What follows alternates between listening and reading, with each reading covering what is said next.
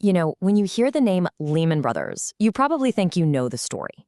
September 2008, this absolute titan of Wall Street, the fourth largest firm of its kind in America, handling hundreds of billions of dollars, just evaporates. Poof.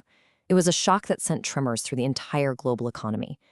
But to really understand how it all came crashing down, we first have to get what it was. And look, that's not hyperbole. We're talking about the single biggest bankruptcy filing ever. It basically took what was an economic downturn and lit a match, turning it into a full-blown global meltdown. It created this wave of panic that made people feel like no bank, anywhere, was safe. But here's the question that really gets to the heart of it all.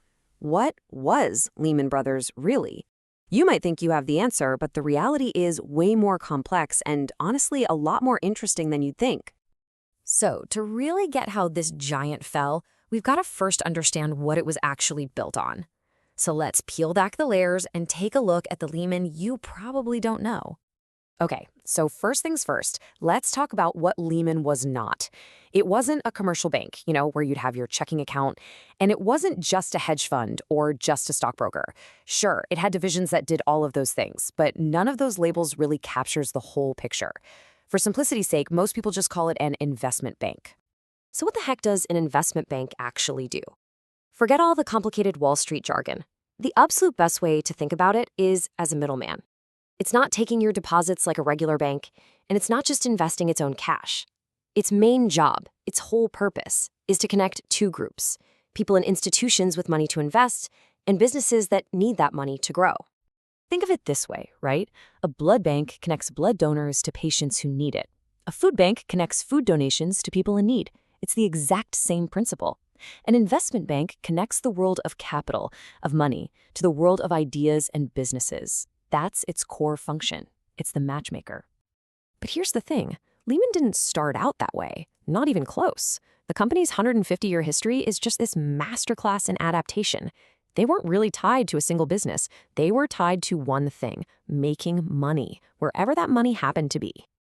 And man, what a journey it was. They started as a simple dry goods store in Alabama. Then they realized, hey, trading cotton is way more profitable, so they became commodity traders. Decades later, they morphed again into an investment bank. And get this, during the Great Depression, when no one had any money, they basically helped pioneer venture capital, funding new ideas when nobody else would dare. Their one constant? They were chameleons, always adapting. And check this out for a piece of history. That very first IPO they ever managed, way back in 1899, it was for a company founded by Benjamin Guggenheim. Yeah, that Guggenheim family. And tragically, he would die just a few years later on the Titanic. It's just a wild connection that shows you how deep their roots in American industry really were. All right, let's fast forward to the final chapter. This era was led by one man, CEO Dick Fuld. See, after years of being broken up and merged with other companies, Fuld was on a mission to bring back the firm's glory days, an era when Lehman was known by a very, very different name. That name was the Devil's Casino. Back in the 70s, the culture inside Lehman was notoriously toxic. We're talking about different departments actively sabotaging each other just to get bigger bonuses. This crazy dysfunction led to a massive brain drain of their top talent, and eventually the firm got so weak it was bought by American Express in 1984, losing its independence completely. So when Lehman was spun off again a decade later, Dick Fuld took the helm, and he remembered the Devil's Casino. He was determined not to let that happen again. To stop that brain drain, he demanded absolute loyalty and pioneered using restricted stock bonuses, basically golden handcuffs, to keep his best people from leaving. Then he borrowed aggressively to fuel a mission of just rapid, relentless expansion. Fuld's leadership created this incredibly resilient, almost fanatical culture. When their world headquarters was severely damaged on 9/11, they didn't miss a beat. They literally booked every single room in the Sheraton Manhattan Hotel and ran their entire global investment banking operation from there until they could find a new building. It just shows you how intense and adaptable this firm had become. Under Fuld, Lehman Brothers was an absolute rocket ship. But you know the thing about rocket ships, right? They're basically just controlled explosions, constantly teetering on the very edge of catastrophic failure. And for a while, man, that rocket ship just soared. In 2007, Lehman reported its best year ever, a staggering profit of $4.2 billion.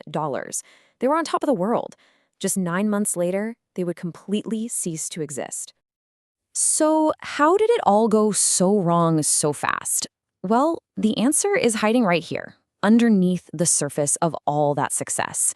Yeah, they had over $600 billion in assets, a massive, massive number. But look closer. That was built on an almost equal amount of debt. The actual cushion, the company's real skin in the game, was tiny in comparison. They were leveraged to the absolute terrifying limit. To really get how dangerous this is, think about buying a house with only a 3% down payment. If the price of that house goes up by just 10%, you've more than quadrupled your money. Amazing, right? You're a genius. But if that price falls by just 3%, you're wiped out. Completely. You've lost your entire investment and you still owe the bank all that money. That high wire act is exactly the position Lehman was in. And that is precisely what happened with subprime mortgages. Now, it's a common misunderstanding that Lehman bet the entire farm on subprime. In reality, it was only about 3% of their revenue. But that small division was leveraged so incredibly high that when it collapsed, it was more than enough to sink the entire 150-year-old ship. The collapse was just swift, brutal, and it left a trail of pure devastation in its wake. So, looking back at the wreckage, what are the key takeaways from this historic, epic failure? The end came over one chaotic weekend. On Friday, all the heads of Wall Street met to figure out a plan, but Dick Fuld wasn't even invited into the room. By Sunday, it was clear no private company was going to buy them, and unlike Bear Stearns just a few months earlier, the political will for a government bailout just wasn't there, especially not weeks before a presidential election. On Monday morning, it was all over. Which brings us to the final and kind of haunting question. We all watched a financial institution that was built on a century and a half of relentless adaptation get completely destroyed by excessive risk and leverage. But did we learn anything? With global debt levels higher than ever and new creative and risky forms of lending popping up every day, it's a question we should all probably be asking ourselves.